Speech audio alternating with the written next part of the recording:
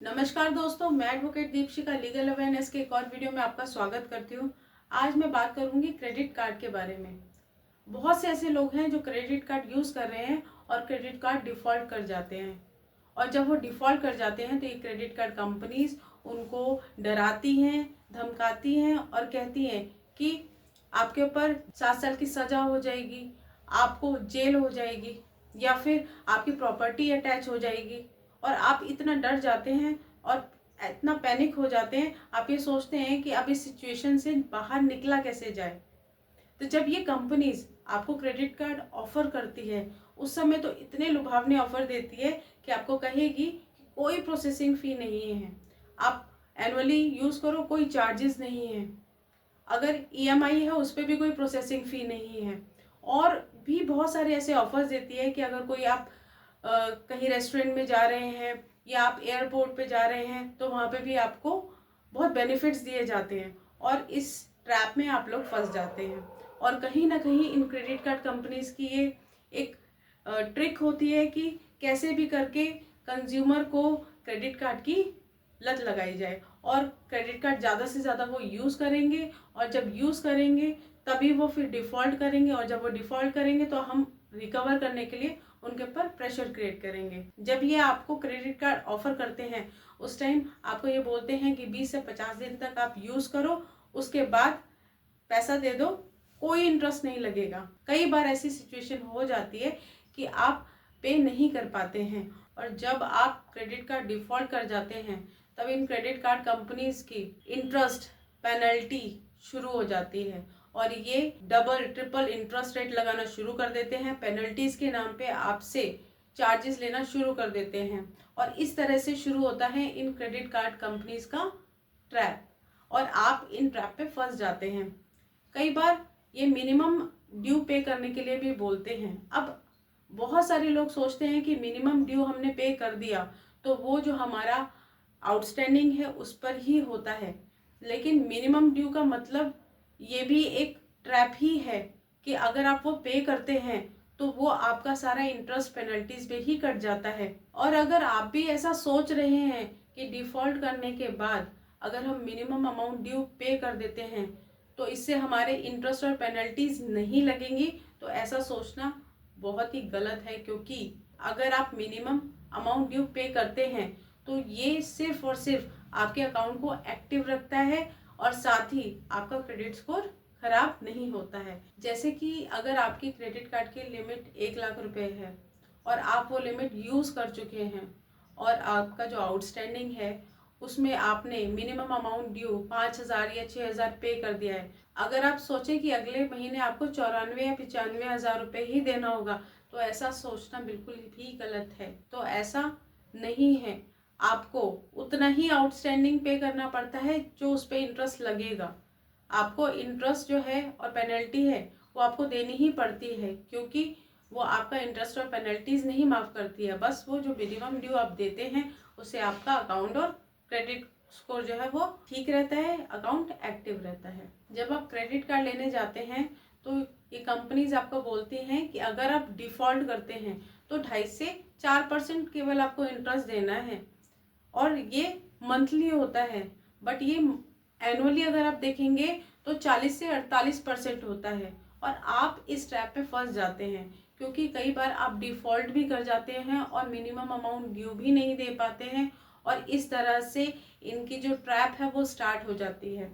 आप ये जानते हैं कि जो पर्सनल लोन या फिर और कोई भी लोन हो उससे ज़्यादा डेंजरस लोन होता है ये, क्योंकि ये भी एक तरह का प्री अप्रूव लोन ही होता है जो आपको कंपनीज या बैंक प्रोवाइड करती है।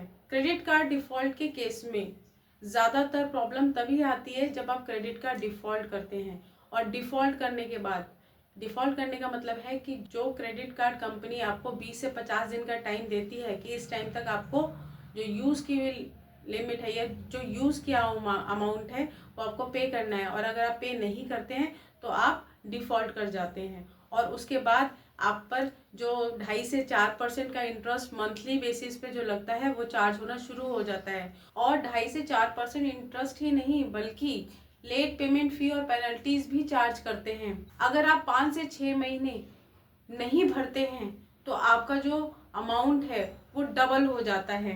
तो अगर आप 10,000 रुपये अगर आपने यूज़ किए हैं और आप 4 से 5 महीने बाद देखेंगे तो वो आपका लगभग 20,000 ये लोग बना देते हैं। और अगर आप क्रेडिट कार्ड से EMI बनवाते हैं तो 16 से 18% इंटरेस्ट ये लोग चार्ज करते हैं।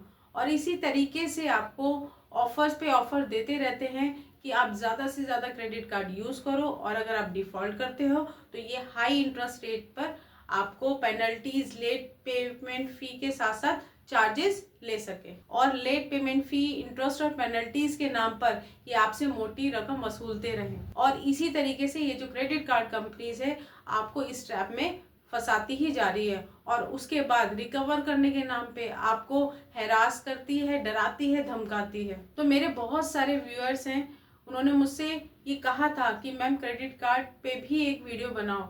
मैं क्रेडिट कार्ड पे ये वीडियो इसलिए बना रही हूँ ताकि आप भी अवेयर हो कि इस तरह के ट्रैप से आप किस तरीके से निकले, और अगर आप इस ट्रैप में फंस चुके हैं तो आपके ऊपर बैंक किस तरह की कार्रवाई कर सकती है। तो अगर आप किसी भी तरह से डिफ़ॉल्ट कर गए हैं और क्रेडिट कार्ड का मिनिमम ड्यू भी नहीं पे कर पा रहे हैं तो अब आपको बिल्कुल भी परेशान होने की ज़रूरत नहीं है, क्योंकि ये जो क्रेडिट कार्ड कंपनीज हैं आपको पता होगा कि आपको डराती हैं, धमकाती हैं कि हम आपके ऊपर फ्रॉड का, चीटिंग का केस कर देंगे, आपको 7 साल की सज़ा दिला देंगे, आपकी प्रॉपर्टी अटैच करा देंगे। बट क्या आपको पता है ये बैंक्स इतनी जल्दी कोर्ट केसेस क्यों नहीं करती है? कई वीडियोस में आपको मैंने बताया हुआ है कि अगर ये लोग कोर्ट केस में जाते हैं तो इनकी बहुत हैवी कॉस्ट लगती है कोर्ट केस फाइल करने में। लिटिगेशन चार्जेस जो एडवोकेट के हैं वो बहुत ज़्यादा लगते हैं, क्योंकि जितना आउटस्टैंडिंग अमाउंट होगा उसके हिसाब से ही कोर्ट फी लगती है। और इससे बचने के लिए वो चीप रिकवरी टैक्टिक्स अपनाती है।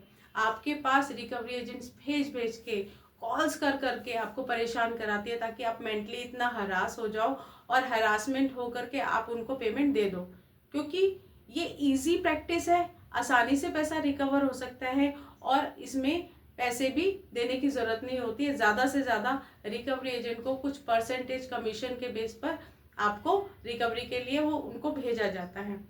तो अब जब ये रिकवरी एजेंट्स आपके पास आते हैं और डराते हैं तो आपको भी लगता है कि हमारे ऊपर इस तरीके के एक्शंस ना ले लिए जाएं कि हम जेल में चले जाएं या हमारे पर कोई केस हो जाए। तो अगर आप भी क्रेडिट कार्ड डिफ़ॉल्ट कर रहे हैं तो आपको बिल्कुल भी डरने की ज़रूरत नहीं है, क्योंकि आपने कोई चेक या फिर किसी तरह की सिक्योरिटी नहीं दी है जिससे ये लोग आप पे 138 या इस तरह का कोई केसेस कर सके। और अगर ECS मैंडेट नहीं है तो आपका सेक्शन 25 138 के तहत भी केस नहीं हो सकता। या फिर चीटिंग और फ्रॉड में केस करने के लिए बोलते हैं तो आपने कोई चीटिंग या फ्रॉड तो किया नहीं है, तो आपको डरने की बिल्कुल भी ज़रूरत नहीं है, क्योंकि उसमें भी ये केस नहीं कर सकते। ज़्यादा से ज़्यादा क्या कर सकते हैं, आर्बिट्रेशन कर सकते हैं। आर्बिट्रेशन भी आपका अगर क्लॉज में होगा तो जब भी आप क्रेडिट कार्ड लेते हैं तो उसमें टर्म्स एंड कंडीशंस होती हैं, उसके अंदर कोई क्लॉज होता है या नहीं होता है। ज़्यादातर क्लॉज नहीं होता है तो ये आर्बिट्रेशन को इन्वोक करते हैं, इनिशिएट करते हैं। तो कई बार आप लोगों के पास इन्वोकेशन का या इनिशिएशन ऑफ आर्बिट्रेशन का कई बार नोटिस आया होगा और आप ये सोचते हैं कि इस सिचुएशन में हम क्या करें। तो जब भी आपके पास इस तरह का कोई भी नोटिस आता है तो आपको क्या करना चाहिए? आपको अगर आर्बिट्रेशन प्रोसीडिंग के साथ जाना है तो आप जाकर के उसे ज्वाइन करें। बट अगर आपको आर्बिट्रेशन नहीं करना है तो आपको क्या करना चाहिए? सबसे पहले उस पर ऑब्जेक्शन फाइल करना चाहिए। ऑब्जेक्शन करके अपने राइट का यूज़ करना चाहिए। तो नेक्स्ट टाइम कभी भी ऐसा नोटिस आपके पास आता है तो अपना ऑब्जेक्शन फाइल ज़रूर करें। और जैसा कि मैंने आपसे कहा था कि मैं इनसे बचने के भी आपको तरीके बताऊंगी, किस तरह से हम इस ट्रैप से बच सकें। तो बचने के लिए आपको क्या करना चाहिए?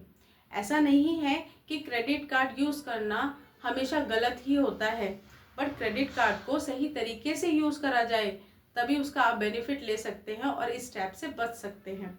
अगर मान लीजिए कि अगर आपके क्रेडिट कार्ड की जो लिमिट है वो 1 लाख रुपए है तो आपको उसका सिर्फ 30% ही यूज़ करना है और 30% यूज़ करके आप अपने क्रेडिट स्कोर को भी बेटर रख सकते हैं। या फिर अगर आप यूज़ भी कर रहे हैं तो टाइमली पेमेंट करें। तो इस तरीके से डिफ़ॉल्ट करने से बचें, और कम यूज़ करेंगे तो डिफ़ॉल्ट भी कम होगा।